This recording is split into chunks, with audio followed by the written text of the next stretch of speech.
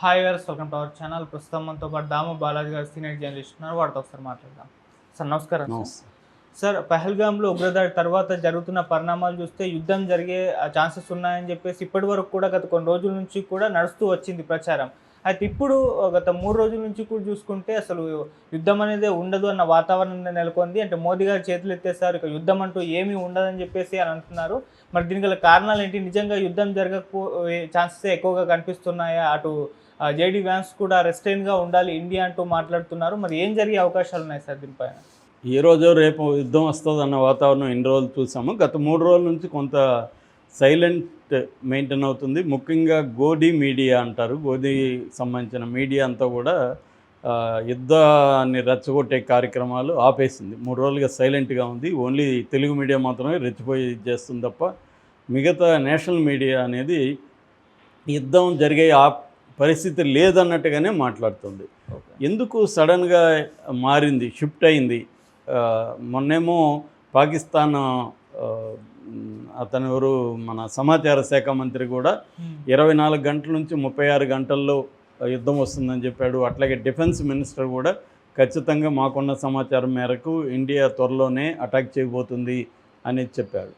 So సడన్గా ఇప్పుడేమో దాదాపు 11 రోజులు అవుతుంది. ఇప్పటి వరకు ఏ రకమైన కదలికలు కనబడట్లేదు. యుద్ధం చేసే వాతావరణం ఏ రకంగా కనబడట్లేదు. ఎందుకు ఈ పరిస్థితి వచ్చింది? పైగా చూస్తే నిన్న కాకుండా మొన్న దిగుమతుల మీద కూడా ఆంక్షలు పెట్టారు. అంతకుముందు మన ఎయిర్ స్పేస్ మీద పాకిస్తాన్ ఏవి రాకుండా ఆంక్షలు పెట్టారు. అంతకుముందు ఇంకా చాలా ఆంక్షలు పెట్టారు. మన ఇండస్ వాటర్ ట్రీటీని కూడా అబేయన్స్లో పెట్టారు. ఇవన్నీ జరిగాయి. సో ఇప్పుడు యుద్ధం వచ్చేయబోతుందని పెద్ద ఎత్తున మోడీ మీడియా రెచ్చగొట్టింది. మోడీ దుమ్ములే పాకిస్తాన్ భయపడింది. అసిమ్ మునీర్ మాయమైపోయాడు, దాక్కున్నాడు, మిలిటరీ వాళ్ళు రిజైన్ చేసేస్తున్నారు, వాళ్ళల్లో వణుకు పాకిస్తాన్లు, ఇవన్నీ కథనాలు వచ్చాయి. గత 3-4 రోజుల నుంచి షిఫ్ట్ అవుతోంది మెల్లగా షిఫ్ట్ అయ్యిందంటే పాకిస్తాన్ కూడా బలమైన దేశమే. పాకిస్తాన్ దగ్గర న్యూక్లియర్ వార్ హెడ్స్ 170 ఉన్నాయి. సో కాబట్టి యుద్ధం వద్దంటున్నారు అందరూ. యుద్ధం వల్ల ఇబ్బందులు ఉన్నాయి. తర్వాత వరల్డ్ వైడ్గా కూడా ప్రెజర్ పెరిగింది ఇండియా మీద. యుద్ధం మీరు కాలు దువ్వకని ఒక పక్క ఐక్యరాజ్య సమితి చెప్పింది. తర్వాత ఇరాను, సౌదీ అరేబియా మేము మధ్యవర్తిత్వం చేస్తామని చెప్తున్నాయి. ఆ తర్వాత అమెరికా క్లియర్గా ఖండించాయి, కానీ ప్రపంచ దేశాలన్నీ ఖండించాయి, కానీ దీంట్లో పాకిస్తాన్ హస్తం ఉందని ఏ దేశం కూడా ఇప్పటివరకు చెప్పలేదు. సో చెప్పకుండా నువ్వు పాకిస్తాన్ మీద అటాక్ చేస్తే, ఇప్పుడు ఇజ్రాయెల్ గాజా పరిణామాలు వేరు. హమస్ వచ్చి అటాక్ చేస్తే హమస్ అని క్లియర్గా అందరికీ తెలిసింది. హమస్ ఎక్కడుంది? పాకిస్తాన్ మన పాలస్తీనాని పరిపాలిస్తుంది. గాజా ఏరియాలో పరిపాలించేది హమసే. కాబట్టి హమస్ పరిపాలిస్తున్న ప్రాంతం మీద వీళ్ళు దాడి చేయడం అనేది కరెక్టే కదా అనిపించింది అక్కడ.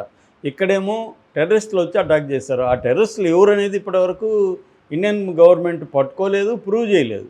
టెర్రరిస్టులు పాకిస్తాన్ వాళ్ళు అని ప్రూవ్ చేయలేదు. మనమంతా నమ్మొచ్చు, ఉండొచ్చు, కానీ ఇంటర్నేషనల్ కమ్యూనిటీకి ప్రూవ్ చేయాలి కదా. ప్రూవ్ చేయకపోతే ఏమవుతుంది? పాకిస్తాన్ టెర్రరిస్టులు అని మీరు ఎలా చెప్తారు? మీరు పాకిస్తాన్ భూభాగం మీద అటాక్ ఎలా చేస్తారని ఇండియా అడుగుతుంది. ఇండియాను అడుగుతాయి వేరే దేశాలు. అట్లాగే రివర్స్లో అక్కడ బెలూచిస్తాన్ ఆర్మీకి బెలూచిస్తాన్ లిబరేషన్ ఆర్మీ BLA, ఆ BLAకి ఇండియన్ గవర్నమెంట్ హెల్ప్ చేస్తుంది అనేది పాకిస్తాన్ చెప్తుంది. అంటే అక్కడ పాకిస్తాన్లో టెర్రరిస్టులకేమో ఇండియా సపోర్ట్ చేస్తుంది, ఇండియాలో టెర్రరిస్టులు పాకిస్తాన్ సపోర్ట్ చేస్తుంది అనేది పరస్పర ఆరోపణ.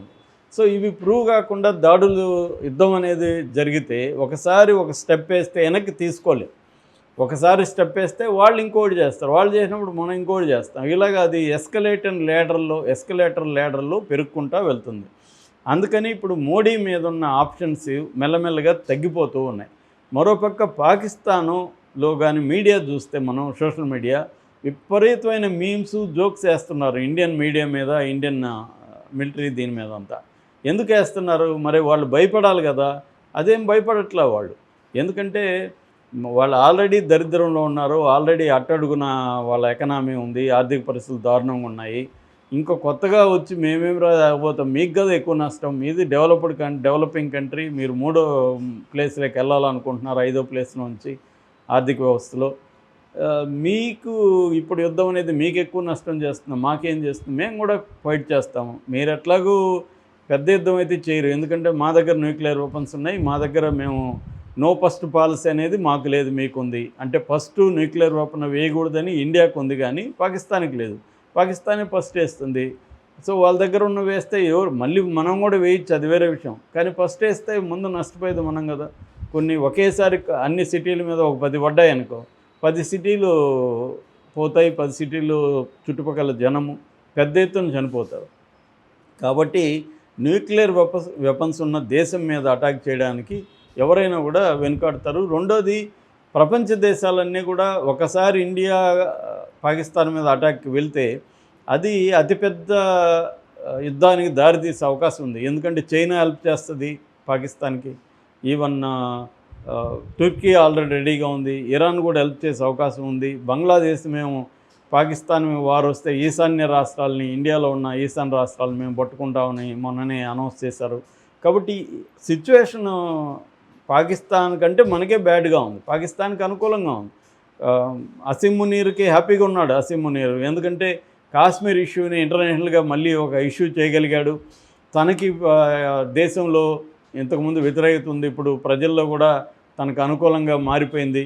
ఈవెన్ ఇమ్రాన్ ఖాన్ కూడా తనకు సపోర్ట్గా మాట్లాడాడు, తన బద్ధశత్రువు. ఇలాగా అసీం మునీర్ హ్యాపీగా ఉన్నాడు, తనకి ఎందుకు భయం?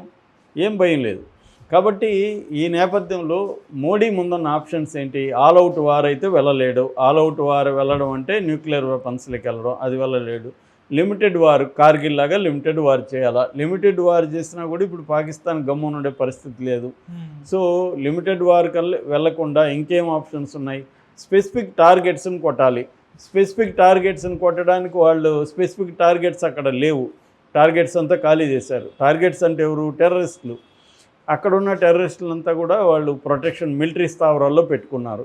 మిలిటరీ స్థావరాల మీద మనం అటాక్ చేయలేము. మిలిటరీ స్థావరాల మీద చేస్తే వాళ్ళు కూడా మన మిలిటరీ స్థావరాల మీద చేస్తారు. వాళ్ళు రెడీగా ఉన్నామని చెప్తున్నారు. వాళ్ళ దగ్గర మన స్థాయిలో వాళ్ళ ఆర్మీ లేకపోవచ్చు, కానీ అది కూడా వీక్ అయితే కాదు, అది కూడా బలమైన ఆర్మీనే, మన అంత బలం కాకపోవచ్చు. సో అది కూడా బలమే. రేపొద్దున చైనా హెల్ప్ చేస్తుంది వాళ్ళకి, ఎందుకంటే చైనా ఆల్రెడీ ఆ దేశంలో $30 బిలియన్ ఖర్చు పెట్టింది. తర్వాత వాళ్ళ ఎకనామిక్ కారిడార్ వేస్తుంది, అనేక పోర్టులు నిర్మిస్తుంది పాకిస్తాన్లో. కాబట్టి చైనాతో మంచి రిలేషన్స్ ఉన్నాయి. చైనా నుంచి డ్రోన్స్ కానీ మిగతా టెక్నాలజీ కానీ వచ్చే అవకాశం ఉంది, క్షిపణులు ఇవన్నీ. టుర్కీ నేను రెడీగా ఉన్నాను, నీ తరపున యుద్ధంలోకి దిగుతానంటుంది. కాబట్టి మనం అడుగు వేయడం అనేది చాలా కష్టం. ఇక నెక్స్ట్ ఆప్షన్ ఏంటి? లాస్ట్ ఆప్షను కోవర్ట్ ఆపరేషన్స్ చేయాలి. కోవర్ట్ ఆపరేషన్స్ అంటే ఏంటి? రహస్యంగా మనం వెళ్ళి అక్కడ ఎవరినో పట్టుకొని వాడిని చంపాలి. దానికి సంబంధించిన శాటిలైట్ టెక్నాలజీ మన దగ్గర, మోడర్న్ టెక్నాలజీ లేదు. ఒక ఇజ్రాయెల్ దగ్గర ఉన్నట్టుగా టెక్నాలజీ లేదు. అంటే ఎవడు ఎక్కడ దాక్కున్నాడో ఫైండ్ అవుట్ చేసే టెక్నాలజీ మన దగ్గర లేదు. మనకంతా కూడా ఇప్పటికి కూడా హ్యూమన్ ఇంటెలిజెన్స్ మీదనే డిపెండ్ అయినాం. మనకి ఏ ఇప్పుడు అడ్వాన్స్డ్ సైబర్ టెక్నాలజీ కానీ శాటిలైట్ టెక్నాలజీ కానీ మన దగ్గర లేదు. ఇవేవి మనం డెవలప్ చేసుకోలేదు. కాబట్టి మనం అనేక విషయాల్లో బలహీనంగా ఉన్నాం. అందుకని మనం ఏం చేయాలి అంటే, ఒకటి ఆంక్షలు విధించాం, దాన్ని ఇంకా పెంచవచ్చు, ఆ విషయాన్ని ఒకటి చూడాలి. ఇంటర్నేషనల్గా మన వైపు సపోర్ట్ క్రియేట్ చేసుకోవాలి. మూడోది, అక్కడున్న రెబల్ గ్రూప్స్ టీటీపీ కానీ లేకపోతే బిఎల్ఏ కానీ, ఆ గ్రూప్స్కి మనం ఇండైరెక్ట్గా సపోర్ట్ చేయడం ద్వారా పాకిస్తాన్ని బలహీనపరచడం అనే కార్యక్రమం చేయాలి. కాకపోతే అవి చేస్తే మనం చెప్పుకోలేం, మేమే చేసినాం, మేము చేయలేదని చెప్పుకోవాలి. అప్పుడు మోడీకి ఇబ్బంది వస్తుంది. ఏ రకమైన ఇబ్బంది అంటే, 26 మందిని దారుణంగా మన భూభాగంలో సివిలియన్స్ని వచ్చి చంపితే, పైగా మనం ఆల్రెడీ బిల్డప్లు ఇచ్చేసినాం. మోడీ ఏం చెప్పాడు? ఎవ్రీ టెర్రరిస్ట్ని నేను ఐడెంటిఫై చేసి ట్రేస్ చేసి పనిష్ చేస్తాను, వాళ్ళ బేకర్స్ని కూడా చేస్తాను గమ్మున ఉండకుండా. అంతవరకు ఉన్నా ఓకే, టెర్రరిస్టులను పట్టుకోవడానికి ట్రై చేస్తున్నాం అని చెప్పొచ్చు. కానీ వాళ్ళ బేకర్స్ని కూడా మేము అన్నాడు మోడీ, ఎక్స్ట్రా వాడాడు. ఇప్పుడు వాళ్ళ బేకర్స్ ఎవరు? బేకర్స్ ఎవరంటే అక్కడ ఉండే టెర్రర్ గ్రూప్స్ కావచ్చు, మిలిటరీ కావచ్చు. మొత్తం గోడి మీడియా అంతా కూడా అసీం మునీర్నే విలన్గా ఫోకస్ చేసింది. ఇప్పుడేమో అసీం మునీర్ని ఏం చేయగలరు మనం? ఏమి చేసే పరిస్థితి లేదు. కాబట్టి ఏదన్నా ఇప్పుడు ఏంటంటే, అదేదో కంటి తుడుపు చర్యగా ఎక్కడో ఎవరినో మేము టెర్రరిస్ట్ క్యాంపుల మీద దాడి చేసినట్టు దాడి చేసి కొద్ది రోజులు డ్రామా చేసి విరమించుకోవడమా, లేకపోతే ఇప్పుడే గమ్ముని ఇతర మార్గాల్లో పాకిస్తాన్ని దెబ్బతీయడానికి ట్రై చేయడమా అనేది చూడాలి. అంతకంటే ఎక్కువ చేసే పరిస్థితి అయితే లేదు. అందుకని గత 3 రోజుల నుంచి గోధి మీడియా సైలెంట్ అయిపోయింది. Okay sir, thank you so much sir.